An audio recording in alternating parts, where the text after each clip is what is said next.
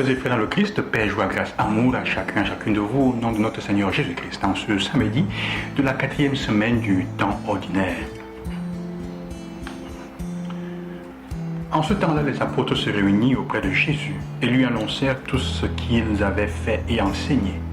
Il leur dit, « Venez à l'écart dans un endroit désert et reposez-vous un peu. » De fait, ceux qui arrivaient et ceux qui partaient étaient nombreux, et l'on n'avait même pas le temps de manger. Alors ils partirent en barque pour un endroit désert à l'écart. Les gens les virent s'éloigner, et beaucoup comprirent leur intention. Alors à pied de toutes les villes, ils coururent là-bas et arrivèrent avant eux. En débarquant, Jésus vit une grande foule. Il fut saisi de compassion envers eux. Lorsqu'ils étaient encore des brebis, parce qu'ils étaient comme des brebis sans berger. Alors il se mit à les enseigner longuement. Ce texte nous présente deux attitudes de Jésus qui sont rafraîchissantes pour nous. Les apôtres reviennent de la mission et ils commencent à raconter ce qu'ils ont fait. Mais ce qui intéresse Jésus, ce n'est pas ce qu'ils ont fait. Parce que Jésus ne demande pas, Dieu ne nous demande pas, ne s'intéresse pas à nous pour ce que nous avons tellement fait. Oui, il s'intéresse à nous, à ce que nous avons fait, simplement dans la mesure où cela nous aide à être davantage heureux. Dieu s'intéresse à chacune de nous, à comment nous sommes d'abord.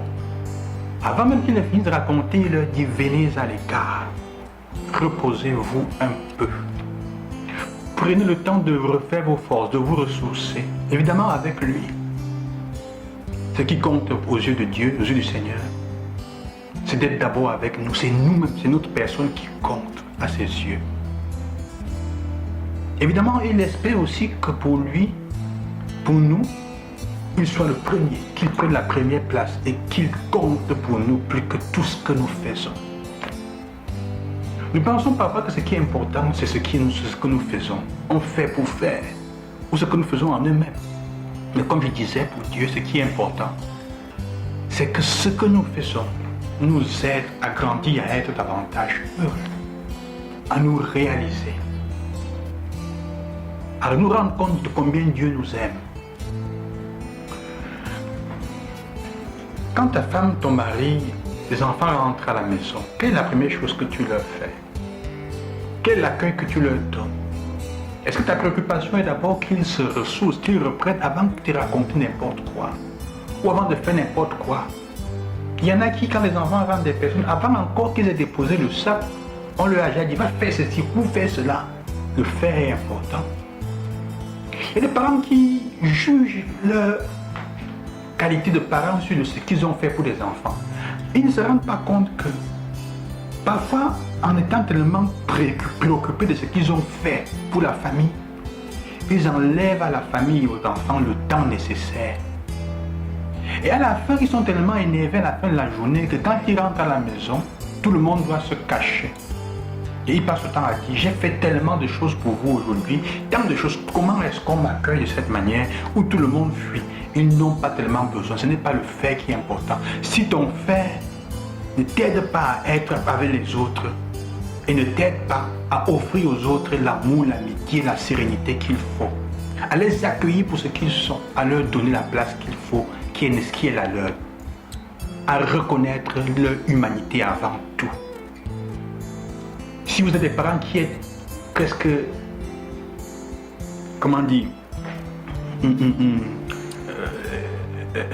surmenés, en burn-out, et donc ils font souffrir leurs enfants,